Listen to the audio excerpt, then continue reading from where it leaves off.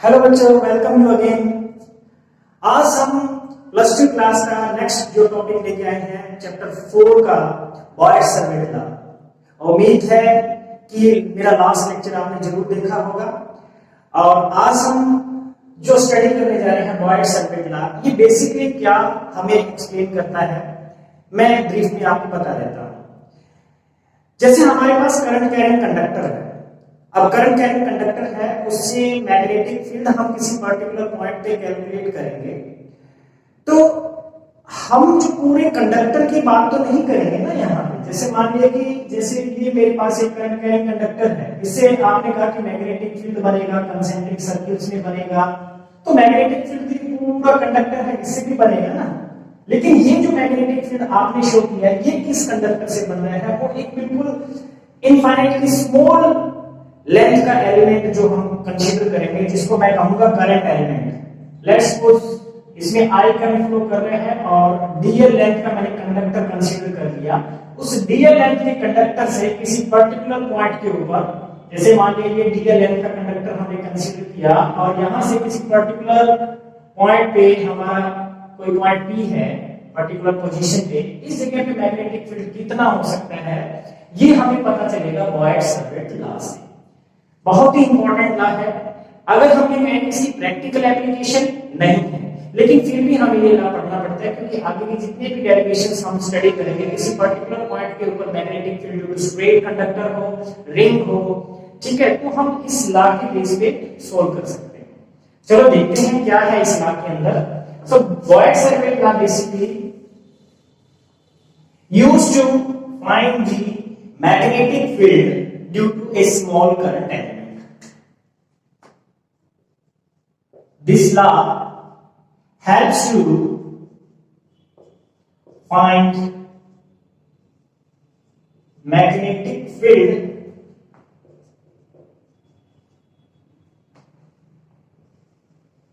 due to small current element.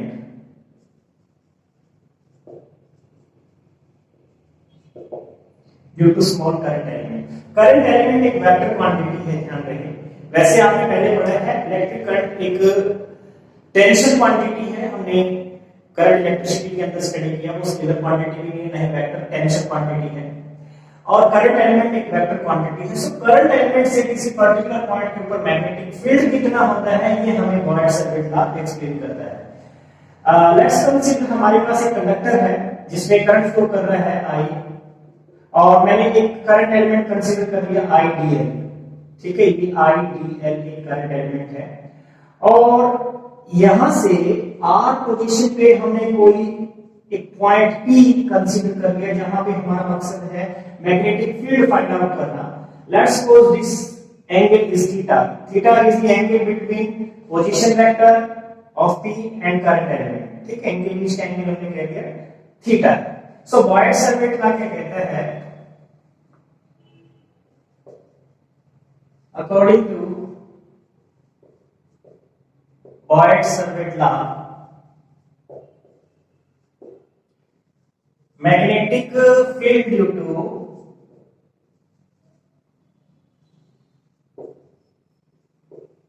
small current element ideal at any point P is, let's suppose dP से हम उस magnetic field को explain करेंगे। dP is directly proportional to the magnitude of current, directly proportional to the length of element considered, directly proportional to sine of theta, and inversely proportional to square of distance। Let's suppose ये point है, इस point से P point कितना distance पे है, उसके inversely square proportional है। So overall we can say that dB is directly proportional to I dl sin of theta divided by r square। यहां पे जो डायरेक्टली प्रोपोर्शनलिटी साइन है, इसको रिप्लेस हम करते हैं, एक कांस्टेंट हम यहां यूज करेंगे। वो कांस्टेंट लेट्स सपोज k है, I dl sin of theta divide by R square. ये के क्या है? प्रोपोर्शनलिटी कांस्टेंट है। के इज इक्वल्स टू, जिसको हम म्यू नॉट अपॉन 4 पाई लेंगे, म्यू नॉट अपॉन 4 पाई, इसको हम कहेंगे प्रोपोर्शनलिटी कांस्टेंट।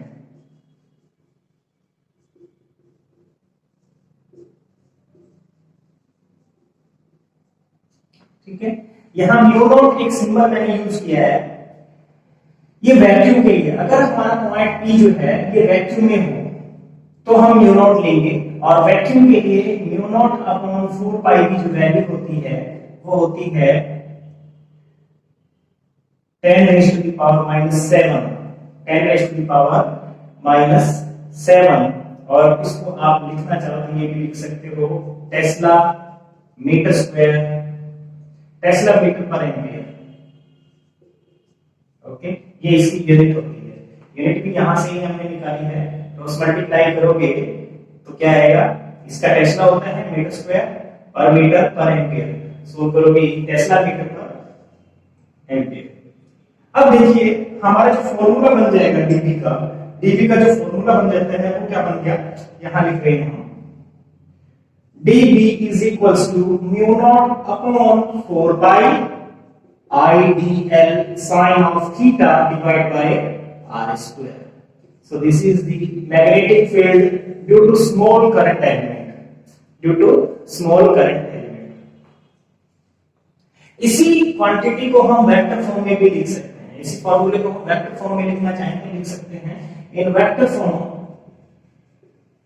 इन वेक्टर फॉर्म। ठीक है, वेक्टर फॉर्म में हम अगर इसको लिखेंगे तो ये बन जाएगा dB equals to mu naught upon 4 pi constant factor है और I भी कांस्टेंट है, dL cross R divided by R के मैग्नीट्यूड का क्यूब हो जाएगा। और यहां ठीक है, ये पोजीशन वेक्टर इनके बीच का क्रॉस प्रोडक्ट हो गया, साइन थीटा है, क्रॉस प्रोडक्ट आएगा dl और r के बीच में, पोजीशन वेक्टर r के बीच में। ठीक है, सो ये वेक्टर फॉर्म हो जाएगी इसकी। ओके, आई होप आपको अच्छे से समझ में आ रहा होगा। सो ये है बॉयड सर्किट लॉ। अगर इसको हम कंपेयर करें, ये बॉयड सर्किट लॉ बिल्कुल हमारे जो हमने पीछे कूलॉम्स का स्टडी किया था उसके जैसा ही है कुछ, क्योंकि ये भी बॉयड सर्किट लॉ अगर आप देखो तो inversely proportional to square of distance है। और हमने जो कूलॉम्स का स्टडी किया था उसमें भी आपने देखा दो चार्जेस के बीच में जो इलेक्ट्रोस्टैटिक फोर्स होता है it is also inversely proportional to square of distance. That means ये भी इनवर्स स्क्वायर लॉ को फॉलो करता है और वो भी इनवर्स स्क्वायर लॉ को फॉलो कर रहा था। अब सबसे बड़ी जो बात आती है वो ये है कि ये लॉ उसके सिमिलर भी है और हम ये कहेंगे इसमें कुछ डिसिमिलरिटीज भी है। डिसिमिलरिटीज में आप देखोगे तो यहाँ पे वेक्टर क्वांटिटीज काफी हैं, वहां कोई वेक्टर क्वांटिटी, यहाँ पे चार्जेस थे, वहां पे q1 q2, और वहां मतलब सिर्फ आपको जो मेनली यहाँ पे dl क्रॉस r है, sin थीटा है, एंगल पे डिपेंड कर रहा है मैग्नेटिक फील्ड, वहां कोई एंगल का कांसेप्ट नहीं था। ठीक है, practical application Biot Savart law की नहीं है, क्योंकि अगर आप देखोगे स्मॉल सा करंट एलिमेंट लेके उससे मैग्नेटिक फील्ड आप निकालोगे तो एग्जैक्टली उसके अंदर करंट फ्लो करेगा तो शॉर्ट सर्किट हो जाएगा। डायरेक्ट हम अगर उसको कनेक्ट करें उस सेल के साथ में तो शॉर्ट सर्किट हो जाएगा। प्रैक्टिकल एप्लीकेशन इसकी नहीं है, लेकिन हम एक बड़े से कंडक्टर का एक स्मॉल करंट एलिमेंट लेकर के उसका मैग्नेटिक फील्ड हम निकाल रहे हैं और हम चाहते हैं इस कंडक्टर पूरे कंडक्टर का मैग्नेटिक फील्ड फाइंड आउट करें, तो आप सिंपली उसको इंटीग्रेट करके कर सकते हो। तो ये है बॉयड सर्किट लॉ। उम्मीद करता हूं आपको अच्छे से समझ में आया होगा। चैनल को सब्सक्राइब जरूर कर लीजिएगा और शेयर करना ना भूलें। नेक्स्ट हम चलते हैं जी, नेक्स्ट टॉपिक है हमारा, इसी के बेस पे हम अब कैलकुलेट करते हैं magnetic field due to a straight conductor, magnetic field due to a straight conductor.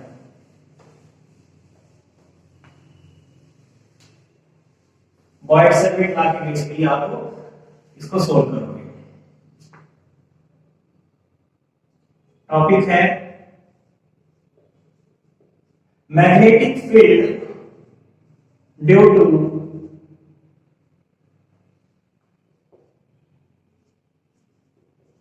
Infinite length straight conductor.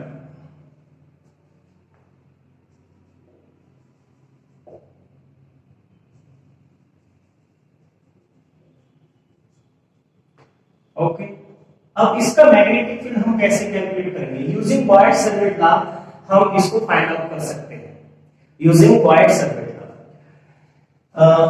इसके लिए मैंने एक इनफाइनाइट लेंथ का कंडक्टर कंसीडर कर लिया। ये है इनफाइनाइट लेंथ का कंडक्टर। लेट्स सपोज कि इसकी लेंथ, इसकी एंड पॉइंट्स को हम एक्स वाई से रिप्रेजेंट कर देते हैं, ठीक है। और इसमें करंट फ्लो कर रहा है, infinite length straight conductor current flow कर रहा है आई, और यहां से परपेंडिकुलर डिस्टेंस ए के ऊपर हमने कोई पॉइंट चूज कर लिया जहां हमारा मकसद है मैग्नेटिक फील्ड कैलकुलेट करना। ये ओ पॉइंट हो गया। यहां हमारा कोई करंट एलिमेंट मैंने कंसीडर कर लिया आई डी एल, ठीक है। और इस पॉइंट से इस पॉइंट के बीच का जो डिस्टेंस है उसको हम आर वेक्टर से शो करेंगे। करंट एलिमेंट और आर के बीच का एंगल होता है थीटा, ये हमने पढ़ा है, ठीक है। इसको ओ पॉइंट नाम दे दिया, इसको मैंने ए पॉइंट नाम दे दिया। ये हमारा कोई पी पॉइंट है, लेट्स सपोज ये पी पॉइंट है। इस एंगल को मैं फाई एंगल कह के चल रहा हूं। ये 90 डिग्री का होगा क्योंकि परपेंडिकुलर डिस्टेंस है, ओके। अब हम इसका मैग्नेटिक फील्ड कैलकुलेट करना चाह रहे हैं। मैग्नेटिक फील्ड कैसे कैलकुलेट करेंगे? इस पी पॉइंट पे due to X Y straight conductor, ये हमारा मकसद है। अब देखिए बेसिकली हम क्या करेंगे, इस पॉइंट पे मैग्नेटिक फील्ड कैलकुलेट करने के लिए जो हम बॉयड-सर्विट लॉ है उसको यूज करेंगे, और जितने भी बॉयड-सर्विट लॉ के अंदर टर्म्स है उसको मॉडिफाई करेंगे। लेट्स सपोज कि इस पॉइंट को मैं इससे अगर अटैच करूं,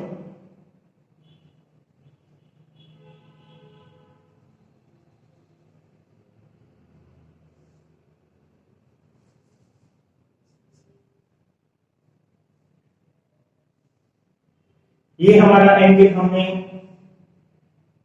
इसको आप अपनी मर्जी से फाई 2 एंगल कह देते हो, और ये एंगल जो है कंप्लीट इसको फाई 1 एंगल ले लेते हैं, ठीक है। समझ आ गया होगा। चलो हम अप्लाई करते हैं। सबसे पहले हमने एक स्ट्रेट कंडक्टर कंसीडर किया, एक्स वाई स्ट्रेट कंडक्टर लिया, और मैग्नेटिक फील्ड जो इसमें हमने पी पॉइंट पे निकालना है due to a small current element. तो मैं ये डायरेक्ट लिख रहा हूं, magnetic field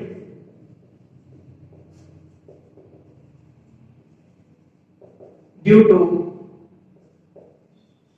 small current element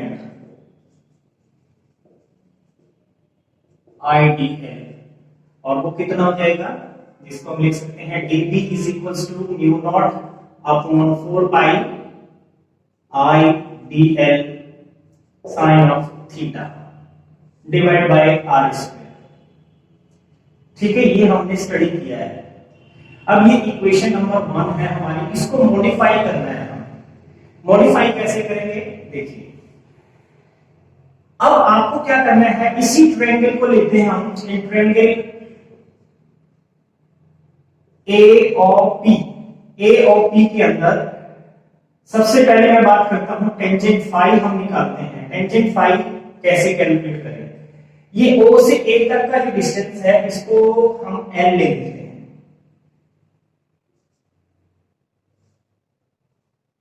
ये A है, ये L है, ये R है, आपको पता चल रहा है। तो आपको पता है टेंजेंट फाई होता है परपेंडिकुलर और base, so L divided by A। इसको आप सोल्व करोगे तो हमारे पास L आ जाएगा यहां से A टेंजेंट ऑफ फाई। हमें चाहिए DL, हमें चाहिए DL। डिफरेंशिएट करते हैं इसको, differentiating with respect to phi, phi के रिस्पेक्ट में इसको डिफरेंशिएट करेंगे। DL by D phi is equals to A tangent theta का जो डिफरेंशिएशन होता है वो होता है सीकेंट स्क्वायर फाई, और क्रॉस मल्टीप्लाई किया आपने तो DL आ जाएगा यहां से A secant square phi D phi, okay. तो DL की वैल्यू हमें पता चल गई यहां से, इक्वेशन नंबर 2। इसी ट्रायंगल के अंदर ही हम बात करते हैं कोस ऑफ फाई हम कैलकुलेट करें। कोस फाई क्या होता है? cos फाई हमेशा बेस अपॉन हाइपोटेन्यूज होता है, तो बेस है हमारे पास a अपॉन हाइपोटेन्यूज की। अब यहां से मैं r की वैल्यू निकाल रहा हूं, ठीक है। सो यहां से r की जो वैल्यू आ रही है, r इज इक्वल्स टू आ जाएगा a divide by cos of phi, या ये लिखें कि a सीकेंट फाई, r की वैल्यू ये आ गई।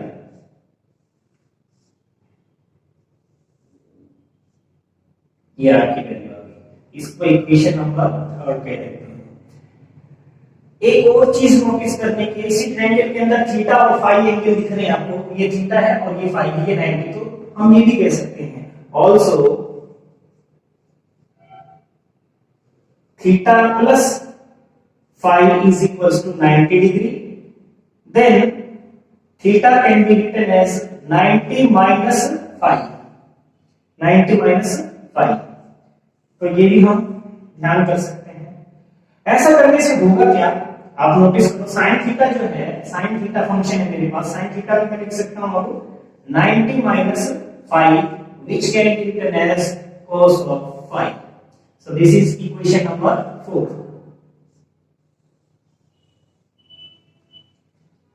ठीक है। इसका स्क्रीनशॉट ले लीजिए, क्योंकि अब हम क्या करेंगे, इक्वेशन 1 में इक्वेशन 2, 3, 4 इंप्लीमेंट करते हैं, इसमें अप्लाई करते हैं। ये समझ आ गया होगा। अब देखिए, मैं इक्वेशन 1 है हमारे पास, इक्वेशन 1 के अंदर मैं ये वैल्यू पुट कर रहा हूं। इक्वेशन 1 है dp, यहां from equation first, equation first में हम ये वैल्यू यूज कर रहे हैं। So dp is equals to बन जाएगा mu naught upon 4 pi i dl, dl की वैल्यू हमारे पास है a second square phi D phi.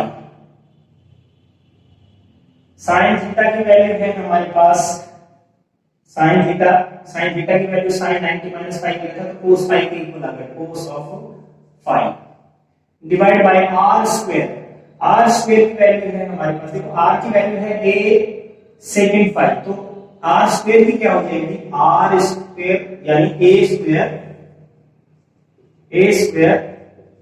Second square phi.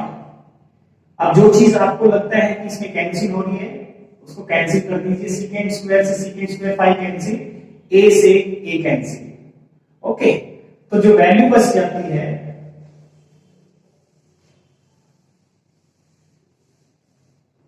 हमारे पास जो वैल्यू बचती है, अब dp is equals to mu naught upon 4 pi i into cos phi, और नीचे यहां पे a बचा हुआ है डिवाइड बाय a, ये टर्म बच गई cos फाई, ये टर्म हमारे पास अभी बची है इनटू d फाई। अब आप कंप्लीट को इंटीग्रेट करोगे, मैंने ऐसा करके किया क्या है, एक्चुअल में जितना भी है ये फाई पे चेंज कर दिया, और जो हमारा कंडक्टर x और y, इसकी लिमिट में ले आया फाई में, फाई 1 और फाई 2 तक हम इसको इंटीग्रेट करेंगे, सिंपली हमारा कंप्लीट मैग्नेटिक फील्ड आ जाएगा, ठीक है। मेरे ख्याल से समझ आ रही होगी ये बात। चलो अब हम करके देखते हैं। सो इन दिस वे अब हमारे पास एक करंट एलिमेंट से जो मैग्नेटिक फील्ड है वो हमने कैलकुलेट कर लिया फाई की टर्म्स में। अब हम क्या करने जा रहे हैं, अब हम कैलकुलेट करेंगे पूरे वायर का। सो किस तरीके से करेंगे, integrating both side,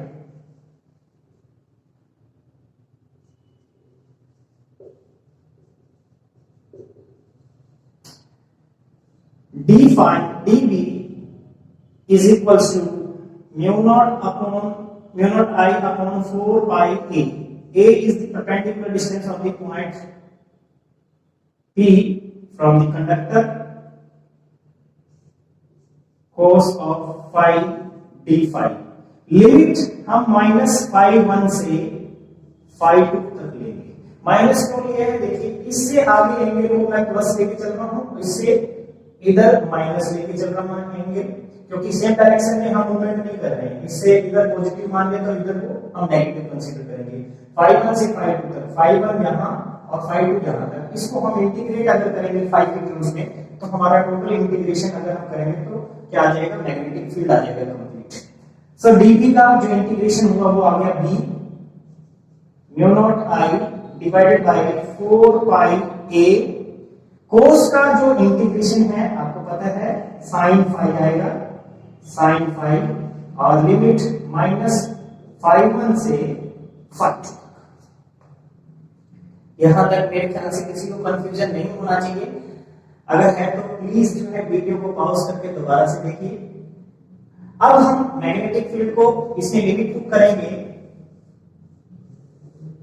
limit put करेंगे तो हमारे पास क्या आ जाएगा,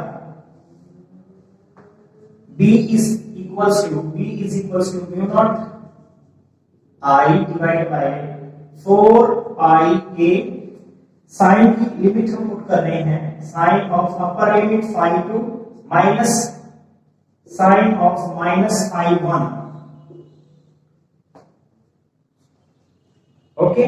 और आपको ये भी पता है, हमने पढ़ा हुआ है कि sine of minus theta can be written as sine of theta. Okay, ये अपने को पता है।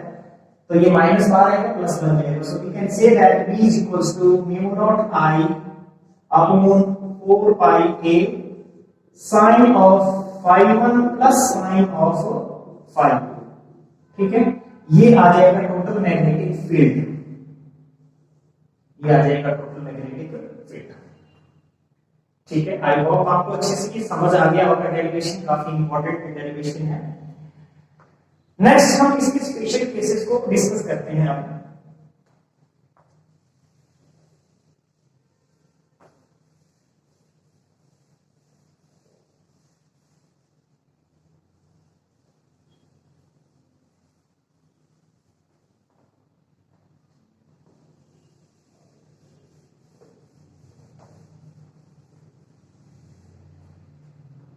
अब देखिए स्पेशल केस में हम सबसे पहला केस लेते हैं। अगर हमारा जो कंडक्टर है ये एक ऐसा कंडक्टर हो, इसमें जो पॉइंट हम कंसीडर कर रहे हैं पी पॉइंट, ये जो ए पॉइंट था ये परपेंडिकुलर डिस्टेंस था इस करंट कंडक्टर से, ये काफी इसके क्लोज और इनफाइनाइट लेंथ का कंडक्टर है। तो जो हमारे φ1 और φ2 एंगल हो जाएंगे वो ऑलमोस्ट 90 के क्लोज होंगे। 90 तो नहीं हो सकते क्योंकि एक 90 एंगल हमें पता है ट्रायंगल के अंदर ऑलरेडी है, लेकिन जब आप इनफाइनाइट लेंथ के कंडक्टर की बात कर रहे हो और हमारा जो परपेंडिकुलर डिस्टेंस है पी पॉइंट का वो बहुत ही कम होने के बराबर हो, उस केस में क्या होगा, φ1 is equals to φ2 approximate equal to ये 90 हो जाएंगे। ठीक है, 90 डिग्री। देन फॉर्मूला हमारा क्या बन जाएगा, b is equals to mu naught I divide by 4 pi a sine of 90 plus sine of 90, sine 90 plus sine 90, आपको पता है ये भी 1 ये भी 1 2। So b is equals to mu naught I divide by 2 pi a आ जाएगा, 2 से ये 2 कैंसिल हो जाएगा। इस तरीके से ये मैग्नेटिक फील्ड होगा। ओके, इसी तरीके से अगर हम ये कहें कि ये जो P पॉइंट है ये किसी वन एंड पे, ठीक है, जो हमारा कंडक्टर है इस कंडक्टर के काफी इस जगह पे होगी P point, one of the and. तो और ये जो फाई एंगल आप ले रहे हो, φ1 हो या φ2 हो, उस केस में इनफाइनाइट लेंथ का है तो ये ऑलमोस्ट 90 होगा, ये भी 90 आप मान, ये तो 90 है, इसको आप 90 कंसीडर कर सकते हैं।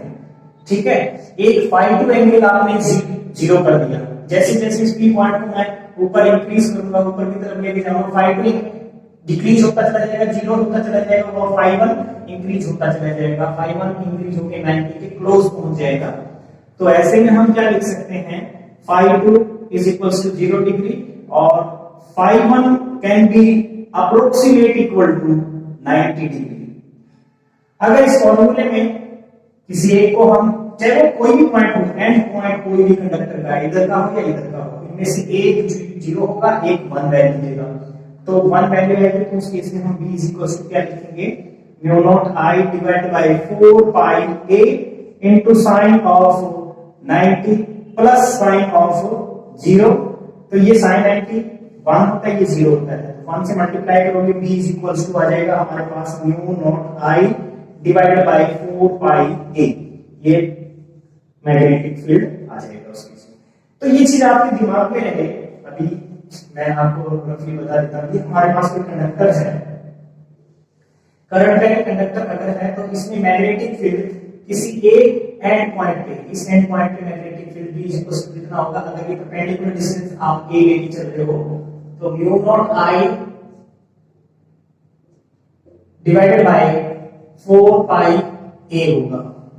ठीक है, एंड पॉइंट कंडक्टर के किसी भी एंड पॉइंट के ऊपर आप इस तरीके से परपेंडिकुलर डिस्टेंस a पे अगर आप देखोगे तो मैग्नेटिक फील्ड इतना होगा। मिडिल में कहीं पे देखोगे तो मैग्नेटिक फील्ड हम कह सकते हैं b is equals to mu naught I divided by 2 pi a होगा उस केस में। और किसी भी बिल्कुल कंडक्टर के जस्ट सामने है, कंडक्टर के जस्ट सामने, अब एंगल आपको पता है बॉयड सर्किट लॉ के अकॉर्डिंग अगर आप एंगल देखोगे तो sine of 90 sorry sine of 0 या साइन 180 बनेगा, तो इस तरीके से यहां जो मैग्नेटिक फील्ड होता है वो 0 होता है कंडक्टर के जस्ट सामने, उसके क्रॉस सेक्शन एरिया के जस्ट सामने अगर कोई पॉइंट चूज करोगे तो वहां मैग्नेटिक फील्ड कितना होता है, 0 होता है। तो ये चीज ध्यान रखें।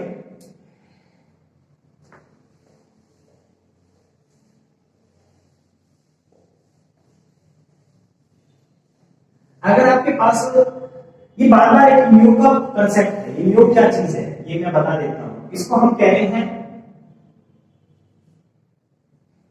Magnetic permeability, magnetic permeability of free space, free space यानी वैक्यूम। अब इसका क्या काम है, मैग्नेटिक परमेबिलिटी, दैट मींस कोई मीडियम जो है, जिस मीडियम में आपने एक पॉइंट चूज किया है वो मीडियम अपने अंदर से मैग्नेटिक लाइंस ऑफ फोर्स को कितना पास होने देता है, ये उस एक्सटेंट को मेजर करता है। ठीक है, ये फिजिकल क्वांटिटी जो भी मैग्नेटिक परमेबिलिटी हम पढ़ रहे हैं किसी भी फ्री स्पेस के, तो म्यू नॉट हम यूज करते हैं। Magnetic permeability of any medium उसको म्यू से रिप्रेजेंट किया जाता है, और मैग्नेटिक परमेबिलिटी का रेशियो जो होता है magnetic permeability of any medium divided by magnetic permeability of free space, इसको हम बोलते हैं रिलेटिव मैग्नेटिक परमेबिलिटी।